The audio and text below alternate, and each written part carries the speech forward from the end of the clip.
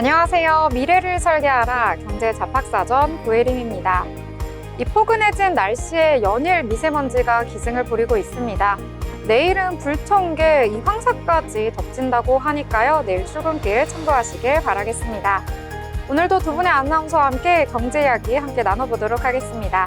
오늘은 변수연, 장세은 아나운서와 함께합니다. 안녕하세요. 안녕하세요. 네, 그러면 미증시부터 먼저 확인하고 넘어가도록 하겠습니다. 이 미증시 같은 경우에는 분위기가 너무나도 좋지 않았습니다. 2년 반 만에 폭락이라고 하는데요. 자세한 분위기 함께 살펴보도록 하겠습니다. 자, 수연 아나운서 전해주시죠. 네, 간밤 미증시 블랙먼데이라고 불러도 무방할 정도로 투자 심리가 얼어붙었습니다. 이날 뉴욕 증시에서 다우지수는 전거래일보다 2.08% 내린 41,911.71의 거래를 마쳤습니다. S&P 지수는 어제보다 2.7% 떨어진 5,614.56에, 그리고 나스닥 지수는 4% 급락한 17,468.33에 각각 마감했는데요.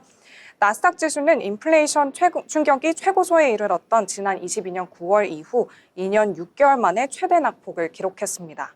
S&P 500 지수는 지난달 기록했던 고점 대비 8.7% 하락해 조정 국면 구간에 근접했습니다. 관련 소식 바로 만나보시죠. 도널드 트럼프 대통령이 경기 침체 가능성을 배제하지 않으면서 밤사이 뉴욕 증시가 급락했습니다.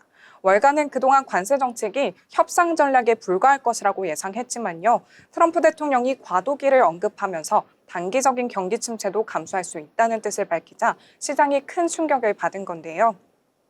이번 증시 하락은 트럼프 행정부가 경제 성장보다 보호무역과 제조업 회복을 우선시하면서 단기적인 경기 침체나 주가 급락을 용인할 수 있다는 신호로 받아들여졌습니다. 이러한 경제적 불확실성 속에서 미국 경제의 성장 전망에 대한 의견도 엇갈리고 있는 추세입니다. 제롬 파월 연준 의장은 미국 경제는 견조한 성장세를 유지하고 있다며 지나친 우려를 경계했습니다. 다만 일부 경제 전문가들은 1분기 성장 둔화 가능성을 제기했고요. 인플레이션 상승과 소비 둔화가 지속될 경우 경기 침체 우려가 현실화될 수도 있다고 분석했습니다. 한편 캐나다 신임 총리로 선출된 마크 카니가 미국의 관세 정책에 반발하면서 보복 관세를 유지하겠다고 선언한 점도 시장 불안을 키우고 있습니다. 이에 따라 미국과 캐나다 간 무역 갈등이 심화될 가능성이 높아지고 있습니다. 또한 AI 관련 기술주들의 고평가 논란이 지속되면서요, 증시 불안이 더욱더 커지고 있습니다. 최근 성장주 중심의 상승세가 둔화된 가운데 AI 시장에 대한 기대감이 지나치게 반영된 것이 아니냐는 우려가 제기되고 있습니다. 하지만 전반적으로 전문가들은 경기 둔화 가능성을 인정하면서도 당장에는 심각한 경기 침체에 빠질 가능성은 낮다고 보고 있습니다. 금융권에서는 2분기 이후 성장세가 회복될 것으로 예상하고 있고요. 트럼프 행정부의 관세 정책이 경제 전반에 미치는 영향이 어떻게 전개될지 지켜보겠다고 전했습니다. 네, 다음 소식입니다. 글로벌 금융시장이 불안정한 모습을 보이면서 투자 심리가 급격하게 위축됨에 따라 증시뿐만 아니라 비트코인, 유가와 금 가격 모두 하방 압력을 받았는데요. 비트코인은 심리적 지지선이던 8만 달러 선을 깨고 7만 달러대로 내려앉았습니다. 오늘 오전 코인마켓캡에 따르면 비트코인은 24시간 전보다 2.89% 하락한 7만 8,900달러 선에서 기록이 됐습니다. 이번 하락은 반등 없이 이어지고 있어서요. 투자자들의 불안감을 키우고 있습니다. 이와 함께 국제유가도 급락했습니다. WTI 4월물은 전장 대비 1.51% 하락한 배럴당 66달러 선에서 거래됐고요. 브렌트유 5월물은 1.53% 내린 배럴당 69달러에서 거래를 마쳤습니다. 최근 열흘 중 7일 동안 하락세를 계속해서 보이는 가운데 약세 흐름이 지속되는 모습입니다. 또한 안전자산으로 평가되는 금 시장에서도요, 차익 실현 매물이 출회되며 하락세를 나타냈는데요. 국제 금 4월물 선물 가격은 전거래일 대비 0.5% 하락한 온스당 2,899달러 선에서 마감했습니다. 금융시장 전반의 불안으로 인해서 투자자들이 단기 차익을 실현하며 금시장에서도 매도세가 나타났다는 분석입니다. 전반적으로 경기 둔화 우려가 시장 전반에 영향을 미치며 주요 자산들의 가격 변동성이 커지고 있습니다. 네, 세 번째 소식입니다. 트럼프 대통령 취임 후 글로벌 증시 하락으로 주요 부호들의 자산이 총 2,090억 달러, 한화로는 약 304조 원 감소했다고 합니다. 일론 머스크 테슬라 CEO는 1,480억 달러, 제프 베이조스 아마존 창립자는 290억 달러, 그리고 마크 저커버그 메타 CEO는 50억 달러를 잃었고요. 구글 공동 창업자 세르게이 브린과 루이비통의 베르나르 아르노 회장도 각각 220억 달러, 50억 달러의 손실을 봤습니다. 트럼프 당선 후 증시는 상승했지만요, 공무원 해고와 관세 정책 혼선으로 인해서 S&P 지수가 6.4% 하락하며 시장이 급변했는데요. 특히 테슬라는 유럽과 중국 판매 부진으로 인해서 주가가 급락했고요. 아마존과 알파벳도 14% 그리고 7% 하락했습니다. 루이비통도 명품 관세 부과 가능성으로 인해서 주가가 약세로 돌아섰는데요. 이들 5개 기업의 시가총액이 총 1조 3,900억 달러, 하나로는 2,028조 원 감소한 것으로 집계가 됐습니다. 트럼프 행정부의 정책 변화가 글로벌 부호들의 자산에도 직접적인 타격을 주고 있습니다. 네, 마지막 소식입니다. 뉴욕 증시가 급락하면서 애플과 엔비디아, 테슬라 등 7개 대형 기술주죠. 이른바 매그니피센트 7의 주가가 2%대에서 최고 15% 이상까지 일제히 급락했습니다. 특히 테슬라의 하락폭이 15.43%로 두드러지는데요. 관련 소식 한번 전해드리겠습니다. 테슬라의 주가가 4년 6개월 만에 최대 낙폭을 기록했습니다. 경기 침체 우려와 미중 관세 전쟁 심화로 인해서 투자 심리가 위축된 데다 글로벌 판매 부진이 악재로 작용한 건데요. UBS는 테슬라의 1분기 판매량 전망치를 16% 하향 조정했고요. 독일과 중국에서의 판매량도 각각 70%, 49% 급감한 것으로 나타났습니다. 여기에 일론 머스크 CEO의 정치적인 행보로 인해서 테슬라 차량과 매장을 겨냥한 방화와 총격 사건이 이어지면서 소비자들의 불안감이 커지고 있는 상황입니다. 또한 투자기관 스펙은 테슬라의 1분기 전기차 인도량 전망치를 기존 43만 7천 대에서 36만 7천 대로 크게 낮췄고요. 올해 전체 인도량도 170만 대로 예상해 시장 평균 전망치보다 낮게 잡았습니다. 스펙은 테슬라의 판매 감소 이유로는 전기차 주문과 출고 지연, 가격 동향, 그리고 판매 데이터의 부진을 지적했고요. 정치적인 요인은 고려하지 않았다고 밝혔습니다. 또한 테슬라에 대한 매도 의견을 유지하면서 목표 주가를 259달러에서 225달러로 하향 조정했습니다. 이날 하루 낙폭은 21.06% 밀렸던 20년 9월 이후 최대치인데요. 종가 기준 시가총액은 7,146억 달러로 전장 대비 1,303억 달러 증발했습니다. 이제 힌트맵 보시면서 종목별 흐름 한번 보실 텐데요. 일부 금융주와 헬스케어, 에너지, 유틸리티와 식음료 부문을 제외하고는 일제히 빨간불을 켜며 마무리했습니다. 앞서 언급했다시피 마이크로소프트 3.34% 떨어졌고요. 아마존은 2.36%, 그리고 애플과 구글 메타는 4%대 하락했습니다. 엔비디아 또한 5% 이상 급락하면서 시장이 전체적으로 얼어붙었다는 점 확인해 보실 수 있습니다. 네, 오늘 미증시 마감 시황 여기까지 전해드리겠습니다. 네, 미증시 오늘 소개를 해드렸는데 일단은 간밤에 너무나도 좋지 않은 분위기가 이어졌습니다. 이 트럼프발 아래 공포라고 해야 될까요? 히트맵 보셨다시피 전체적으로 붉은 모습 보였는데 국내장이 이랬으면 얼마나 좋았을까라는 생각이 드는 그러한 모습이었습니다. 자, 일단 트럼프 대통령 같은 경우에는 전날 방송에서 인터뷰를 했는데요. 현재 경기 상황에 대해서 침체기로 접어들고 있냐 이런 질문을 했는데 일단은 침체기가 아니다라고 부인을 하지 않았고요. 과도기다라는 표현을 하면서 시장 투자자들에게 걱정을 안기는 모습 보여줬습니다. 이에 따라서 미증시 전체적으로 좋지 않은 모습 보여줬고 국내 증시까지도 이런 흐름, 분위기 이어가 줬는데요. 자, 일단은 오늘장 다뤄보기에 앞서서 그 전에 기업들에 대해서도 하나씩 살펴보고 난 이후에 함께 이야기 나눠보도록 하겠습니다. 자, 기업들에 대해서 저희가 모르는 내용들도 많고요. 알지만 한 번씩 정리를 해보면 또 좋을 것 같은데요. 자, 일단은 오늘의 어떤 기업에 대해서 알아볼지 함께 이야기 나눠보도록 하겠습니다. 자, 세연 아나운서, 오늘은 어떤 기업에 대해서 준비를 하셨을까요? 네, 오늘 소개해드릴 기업은 바로 하나에어로스페이스입니다. 하나에어로스페이스, 이름에서 알 수 있듯이 항공, 우주와 방산 분야를 전문으로 하는 기업입니다. 비행기 엔진부터 위성, 방위산업까지 다양한 분야에서 활약하고 있는데요. 이 회사 처음부터 항공우주 기업이었던 건 아닙니다. 1977년 삼성정밀공업으로 출발해 2015년 하나그룹에 편입되면서 하나테크윈으로 이름을 바꿨습니다. 그리고 2018년 지금의 하나 에어로스페이스로 사명을 변경하면서 본격적으로 항공우주산업에 집중하기 시작했습니다. 정밀 기계와 방산 기술력을 쌓아오면서 이제는 세계적으로도 인정받는 첨단 방산 우주 기업으로 자리 잡았습니다. 자, 최근에는 의미 있는 성과들도 계속해서 나오고 있습니다. 먼저 누리호 발사 성공 이야기를 빼놓을 수가 없죠. 우리나라 최초의 한국형 발사체 누리호, 이 발사체의 가장 중요한 부품, 바로 75톤급, 7톤급 엔진을 하나 에어로스페이스가 제작했습니다. 덕분에 우리나라는 독자적인 로켓 엔진 기술을 확보했고요.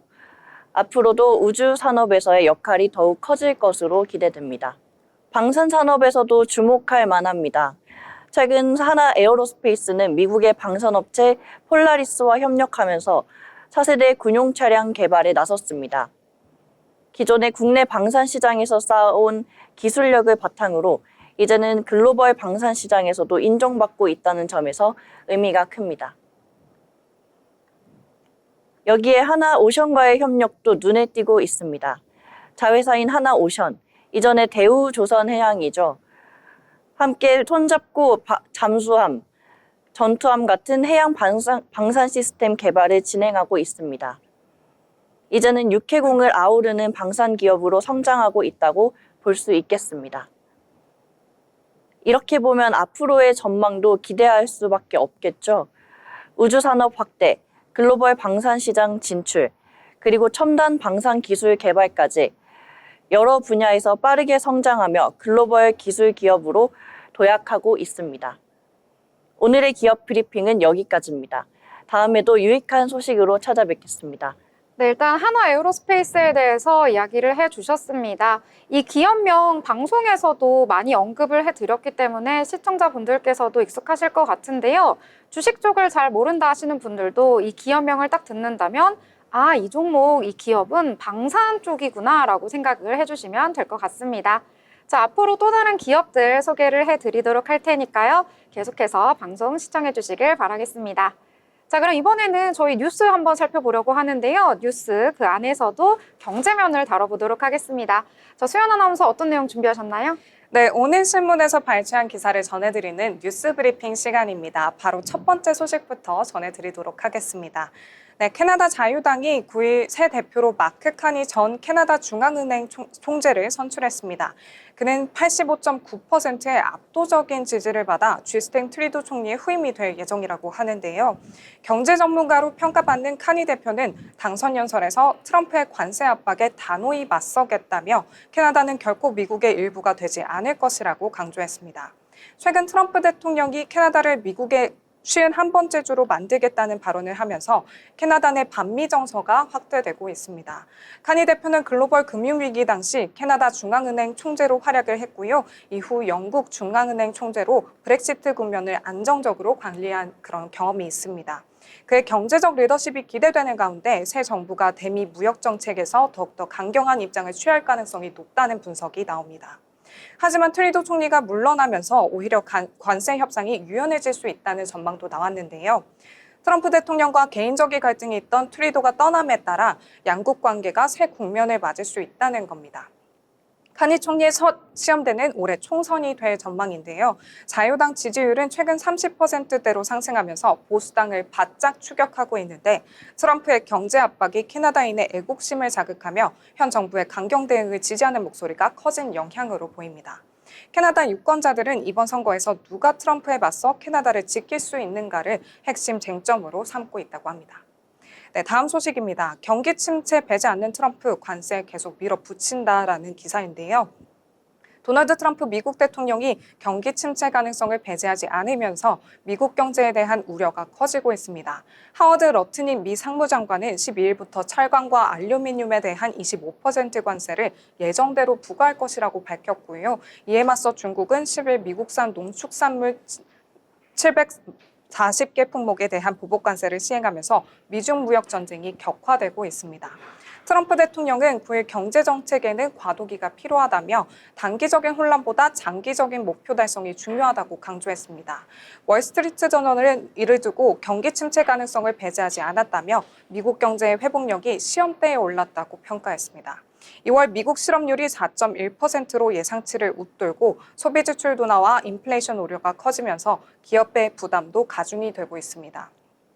한편 트럼프 대통령의 대중국 추가 관세 조치에 맞서 중국은 닭고기와 밀, 옥수수, 대두, 그리고 쇠고기 등 주요 농축산물에 대한 관세를 최대 15% 인상하면서 대응에 나섰는데요. 전문가들은 트럼프 대통령이 대선 기간 동안 60%의 대중관세를 공언했던 만큼 향후 무역 전쟁이 더욱더 심화될 가능성이 크다고 전망하고 있습니다.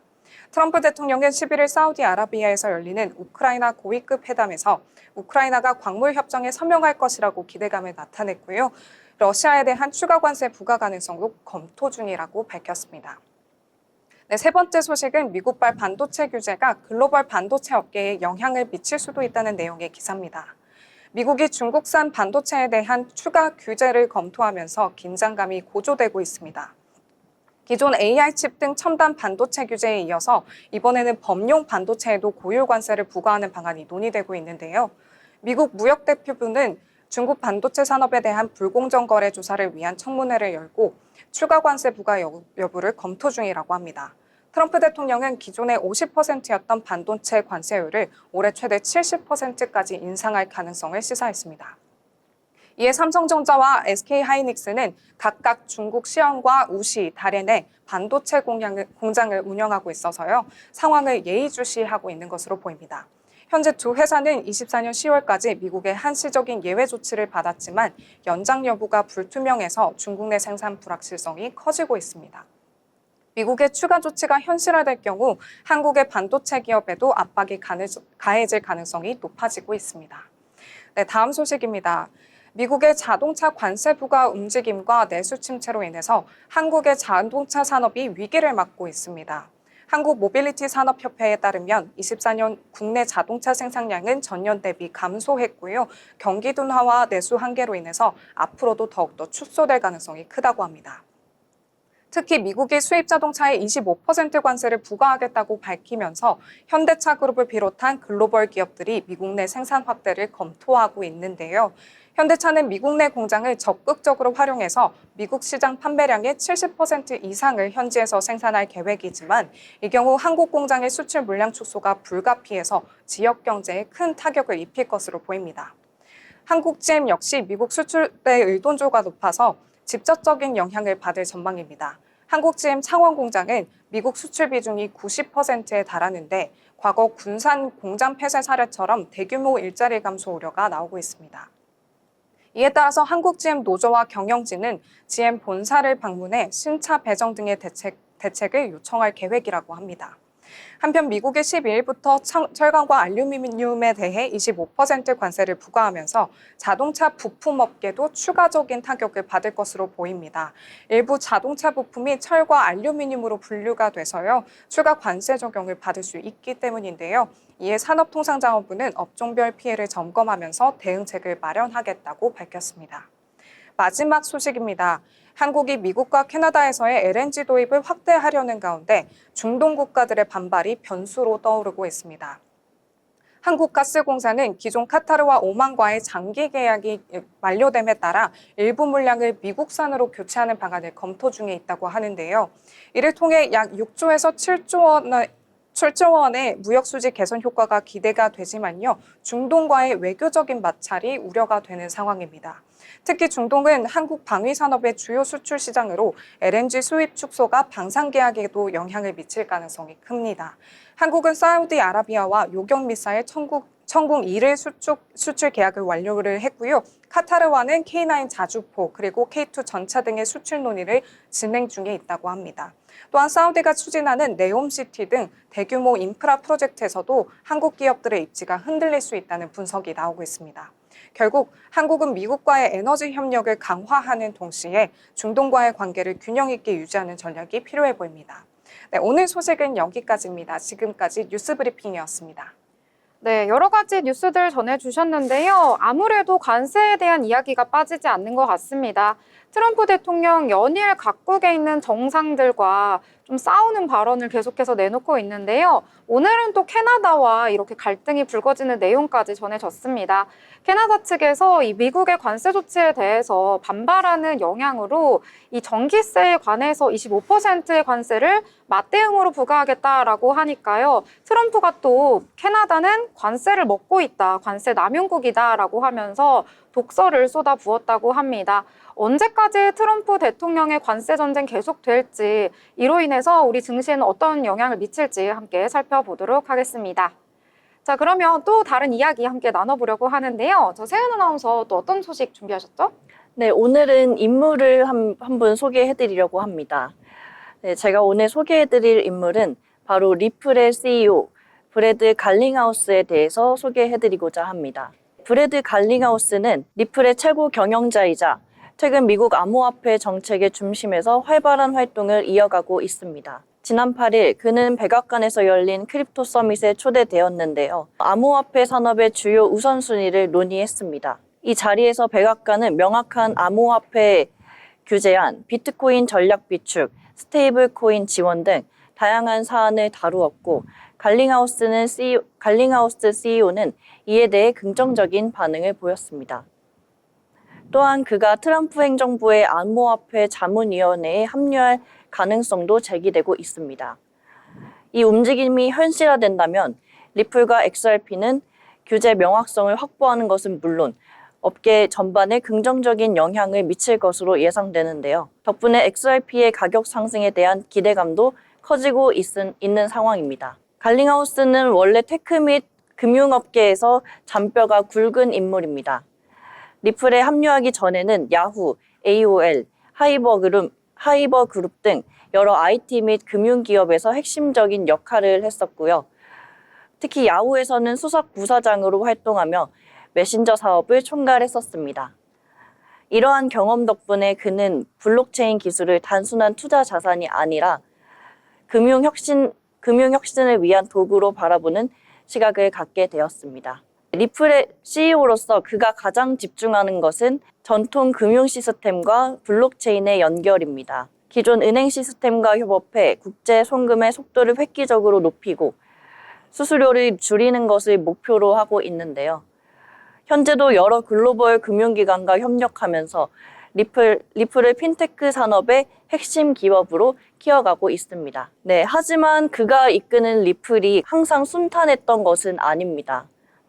특히 미국 증권거래위원회 SEC와의 법적 분쟁이 가장 큰 이슈였습니다. SEC는 리플이 XRP를 미등록 증권으로 판매했다며 소송을 제기했습니다. 또 이에 대해 갈링하우스는 강력히 반발하며 업계 전체를 대표해 법적 싸움을 이어가고 있는 중입니다. 네, 이 과정에서 그는 블록체인 업계에서 규제 명확성이 필요하다는 것을 강조하면서 암호화폐 산업이 단순한 투기 시장이 아닌 제도권 금융의 일부가 되어야 한다는 메시지를 지속적으로 전달하고 있습니다. 결과적으로 브래드 갈링하우스는 기업의 경영자이자 암호화폐 산업의 정책적 리더로서 적극적인 행보를 보이고 있는데요. 최근 백악관 회의 참석과 정부와의 협력을 고려할 때 앞으로의 행보가 더욱 기대되는 인물입니다. 오늘의 인물 브리핑 여기까지입니다. 다음에도 흥미로운 인물 이야기로 찾아뵙겠습니다. 네, 브래드 갈링하우스 이름이 좀 생소하긴 한데요. 이름은 생소하지만 이 비트코인은 들어보셨고 리플도 들어보셨을 것 같습니다. 리플의 CEO인데요. 이 가상화폐 쪽에 관심 있으신 분들이라면 리플 다 들어보셨을 것 같으니까요. 관련된 내용도 투자하실 때 참고하시면 좋을 것 같습니다. 더불어 본 방송에서 제공하는 정보는 투자 판단을 위한 조언일 뿐 해당 종목의 가치, 상승과 하락에 대해서는 보장하지 않습니다.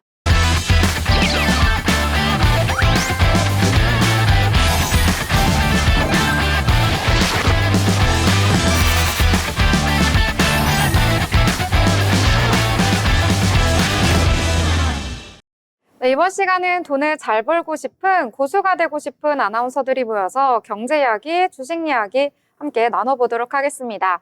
자, 먼저 국내장부터 짧게 정리를 하고 넘어가려고 하는데요. 이 국내에 투자하시는 분들은 오늘 걱정이 한가득이실 것 같습니다. 일단 미국장부터 분위기가 좋지 않았는데 국내장 역시도 오늘 장 초반부터 양대지수 2% 하락한 채로 출발하긴 했는데요. 오후장 들어서 낙폭을 줄이기는 했습니다. 일단 코스피 같은 경우에는 전거래일 대비 1.28% 내리면서 2,537선에서 거래를 마쳤고요.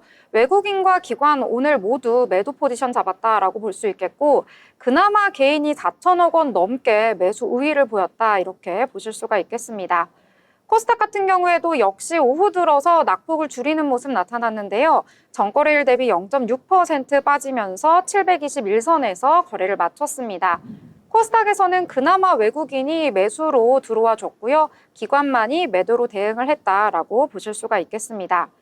오늘 시가총액 상단에 위치한 종목들 대부분이 하락을 하는 모습 나타나줬습니다. 일단은 국내 종목 중에서 올랐던 종목을 찾기가 어려웠던 장이었다라고 보실 수가 있겠는데요. 일단 반도체 투톱 같은 경우에는 오늘 등락이 좀 심했습니다. 장 초반부터 파란불 켜다가 오후 들어서 상승 전환하나 싶었는데요. 결국에는 삼성전자와 SK하이닉스 모두 빠지면서 마감을 해줬고요. 그나마 셀트리온과 기아가 빨간불 켜줬다라고 보실 수가 있겠습니다. 이 코스닥 같은 경우에도 오늘 2차 전지주가 급락을 하는 모습 나타났습니다. 간밤에 테슬라가 이 판매량이 부진할 것이다라는 전망 속에서 15%대 하락을 하면서 마감을 했는데요. 이 여파 그대로 이어가면서 오늘 2차 전지주 전체적으로 하락을 했다라고 보실 수가 있겠습니다.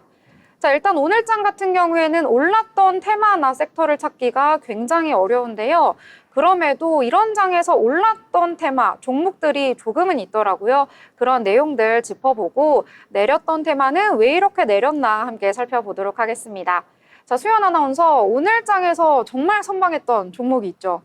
네, 맞습니다. 바로 T-로보틱스인데요. 정말 이렇게 얼어붙은 투자 심리에도 굉장히 선방하는 모습을 보여준 종목입니다.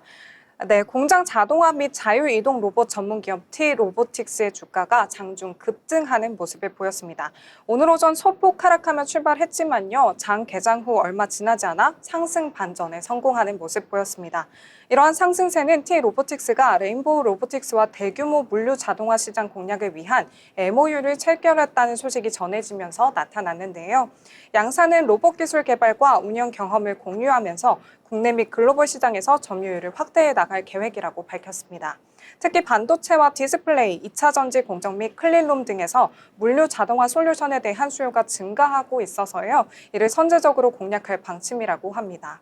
레인보우 로보틱스는 T-로보틱스의 현장 경험과 노하우가 자사의 로봇 플랫폼 기술과 결합해 시너지를 낼 것으로 기대하고 있습니다. 한편 T-로보틱스는 북미 시장에서 2차 전지 배터리 생산 자동화 공정을 수행해 왔고요. 최근 자동차 부품 자동화 공정용 AMR을 수주하면서 기술력을 인정받는 기업입니다. 오늘 T-로보틱스 아까 말씀드렸던 것처럼 시가 4.5% 떨어지면서 시작을 했는데요. 장중 굉장히 좋은 모습 보여줘서 상한가 터치하는 데 성공했습니다. 29.92% 상승해서 12,420원에 거래가 됐고요. 종가도 그대로 이어가면서 상한가에서 마무리됐습니다. 네, 오늘 상한가를 터치한 종목 찾기가 정말 어려운데요. 일단 오른 종목 자체를 찾기가 힘든데 오늘 그나마 선방해줬다라고 보실 수가 있겠습니다. 오늘 같은 악세장에서 정말 상한가 대단하다 이렇게 말씀을 드리고 싶은데요. 앞으로의 주가 추이도 함께 지켜보도록 하겠습니다. 자, 저는 오늘 올랐던 테마보다는 내렸던 테마가 훨씬 많아서 왜 이렇게 내렸나 함께 살펴보려고 하는데요. 일단 가상화폐 관련주들 오늘 여러 테마가 그렇지만 오늘 유독 또 떨어지는 모습이 나타났습니다. 자, 일단 미증시가 너무 떨어졌다라고 말씀을 드렸는데요. 미증시 안에서도 빅테크 기업들이 많이 떨어지긴 했는데 그중에서도 가상화폐 관련주들도 폭락하는 모습이 포착이 됐습니다. 자, 일단 미증시에서는 사이퍼 마이닝 20%대나 내리면서 마감을 했고요. 마이크로 스트래티지도 16%대, 마라홀딩스 역시도 16%대 하락하면서 마감하는 모습 나타났습니다. 로빈후드 같은 경우에는 19%대 떨어지면서 거의 20%대 폭락을 했다라고 보실 수가 있겠는데요. 역시 미증시의 분위기 국내 증시까지도 이어진 것 같습니다. 자, 일단은 가상화폐 대장주라고 할 수 있는 비트코인 가격이 떨어지다 보니까요. 그 하단에 있는 알트코인들도 역시 다 떨어지는 모습이 나타났는데요. 자, 일단은 현지 시간 7일이죠. 비트코인과 관련해서 트럼프 대통령의 언급이 있었습니다. 그리고 여러 가지 행동을 실제로 하기도 했었는데요. 일단 트럼프 대통령은 비트코인을 비롯한 일부 암호화폐를 이 미국의 외환보유고에 포함시키는 내용의 행정명령에 서명을 했다라고 전해졌습니다. 다만 형사 및 민사 사건의 자산 몰수 절차 과정에서 압수가 된 이 연방정부가 보유하고 있는 비트코인으로만 준비금이 조달된다는 점을 전했고요. 또 준비금으로 예치된 비트코인을 판매하지 않는다라는 방침으로 인해서 시장에서는 여러 가지 실망감이 나타나는 모습까지 나타났습니다. 이에 따라서 국내장 모든 테마가 그렇지만 컴투스홀딩스 오늘 3%대 하락을 하면서 마감을 했고요. T사이언티픽도 3%대 하락, TS 인베스트먼트, 우리기술투자, 엔게임, 위메이드 역시 모두 다 오늘 하락하면서 마감을 했다라고 보실 수가 있을 것 같습니다.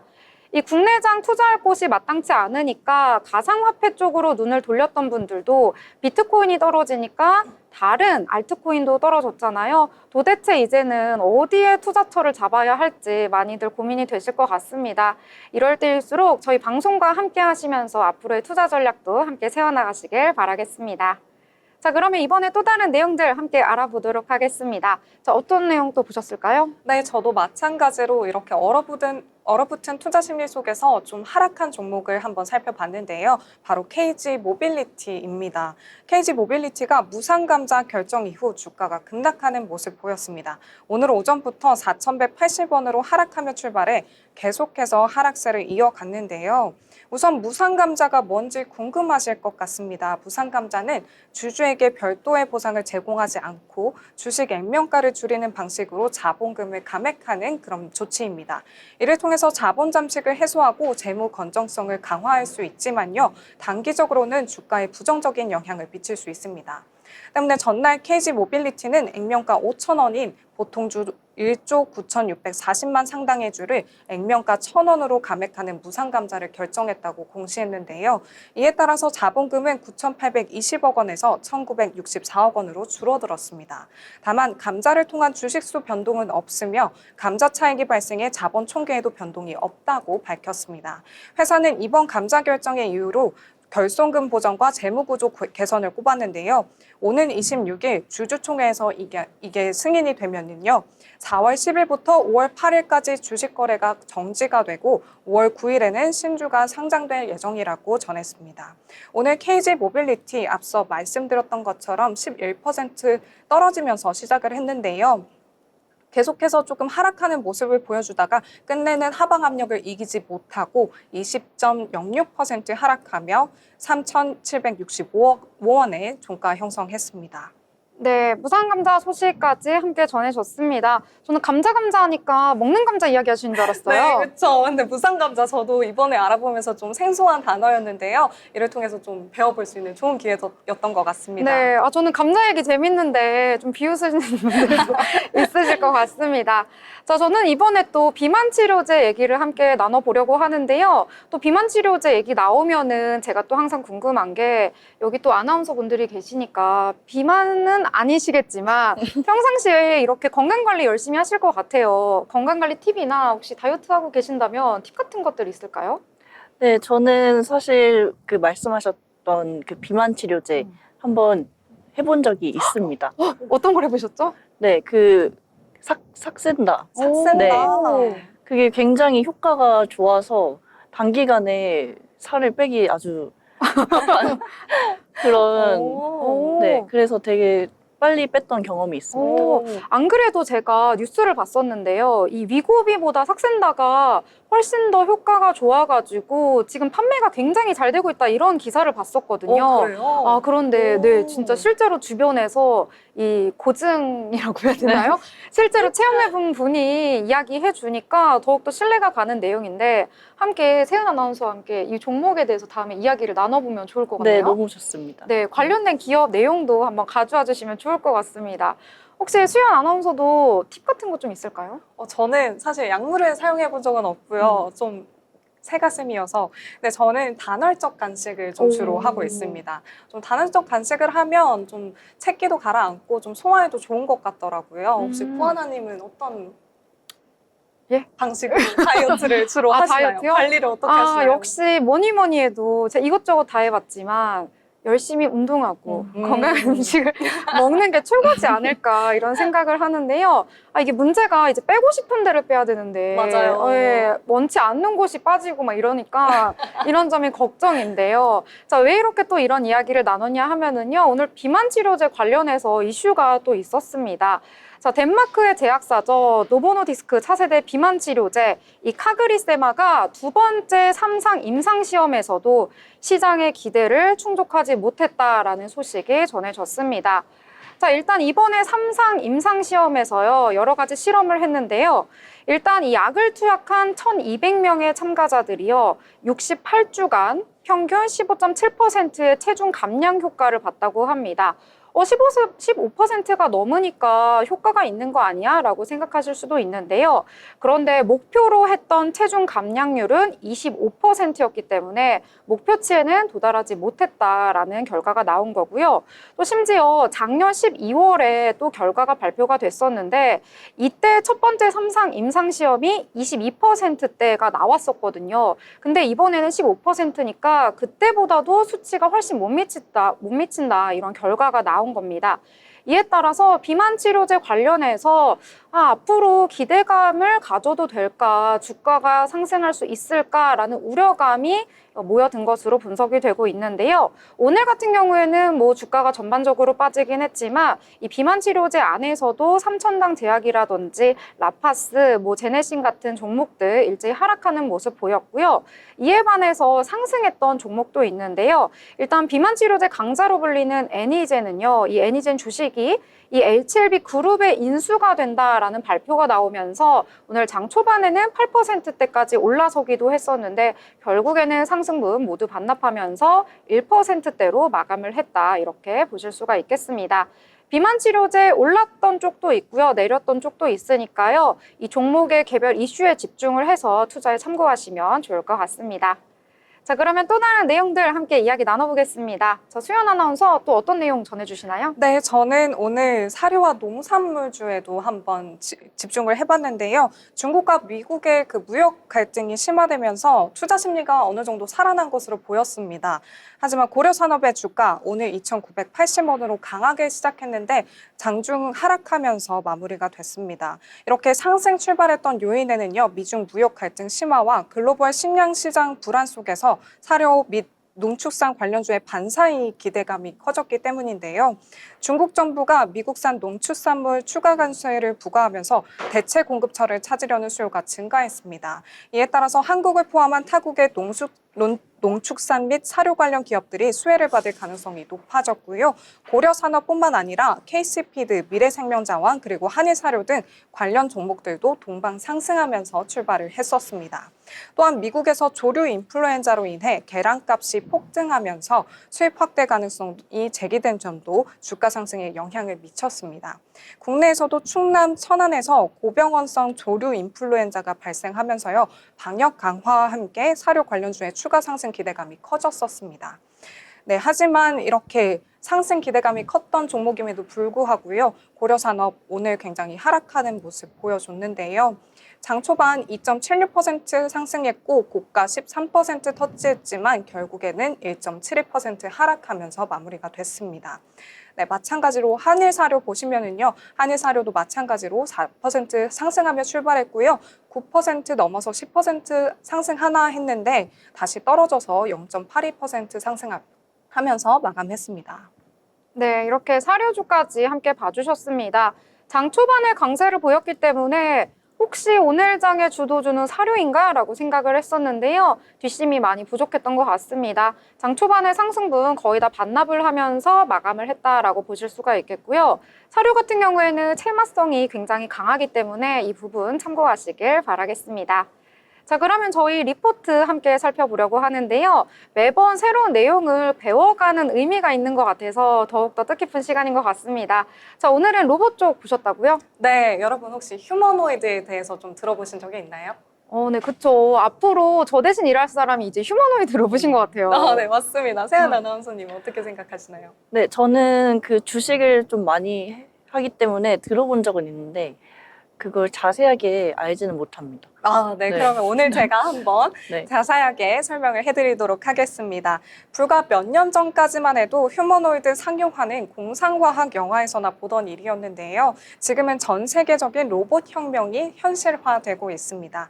25년은 휴머노이드 로봇의 상용화 원년이 될 것으로 예상이 되고 있는데요. 그렇다면 우리는 이 거대한 변화 속에서 어떤 기회를 찾아볼 수 있을까요? 오늘은 하나증권의 현대노이드 리포트를 토대로 글로벌 휴머노이드 로봇 시장의 성장과 투자 전략을 함께 살펴보겠습니다.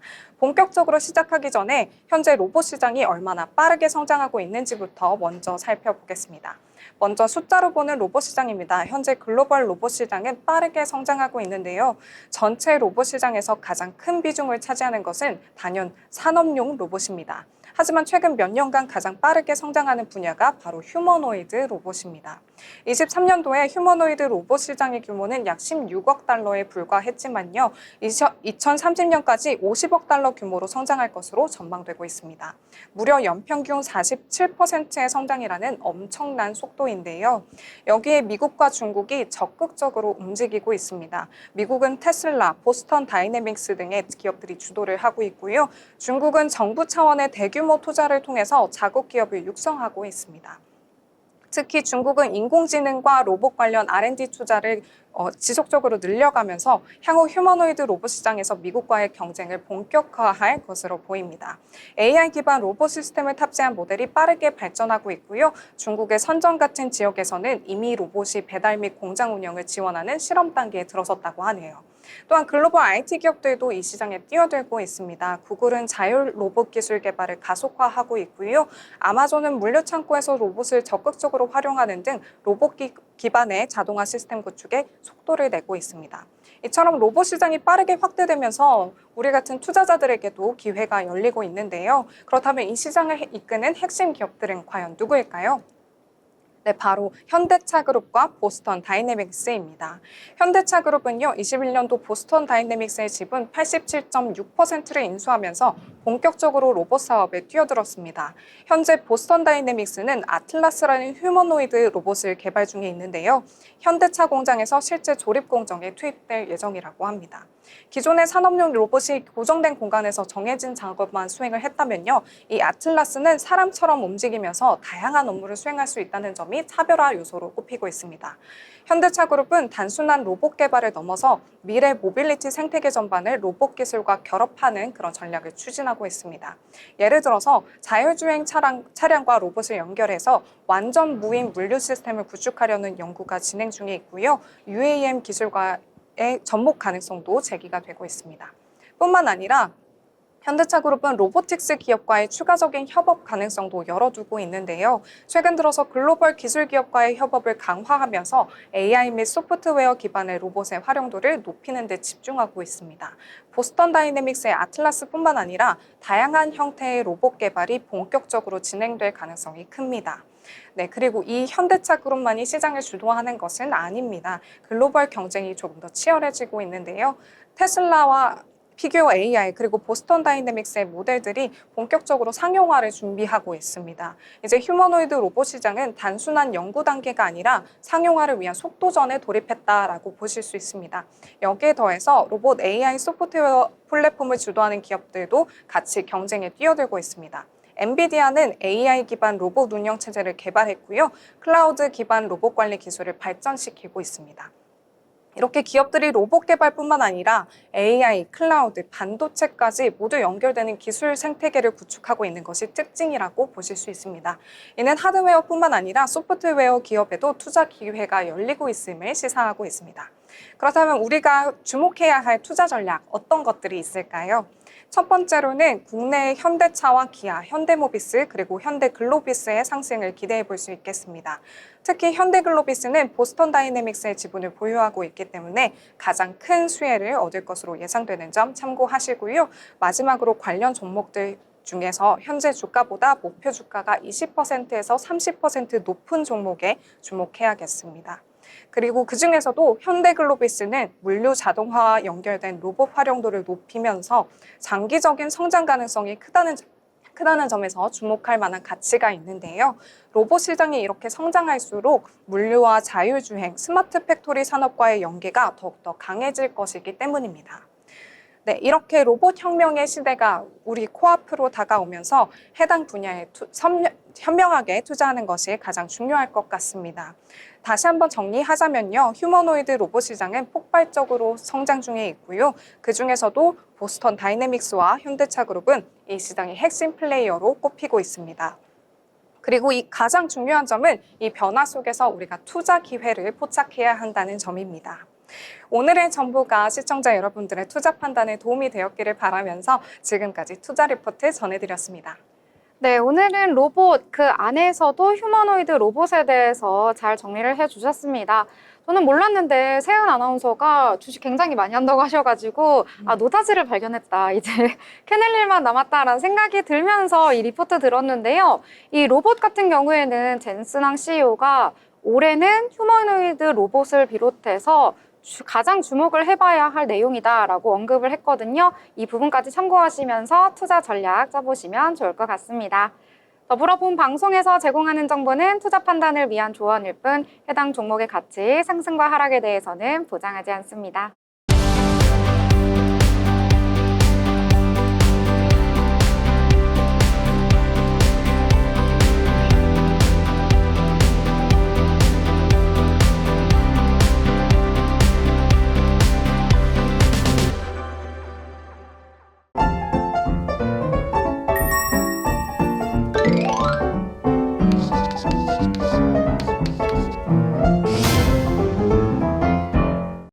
네, 오늘 장에 대해서 여러 가지 이야기들 나눠봤습니다.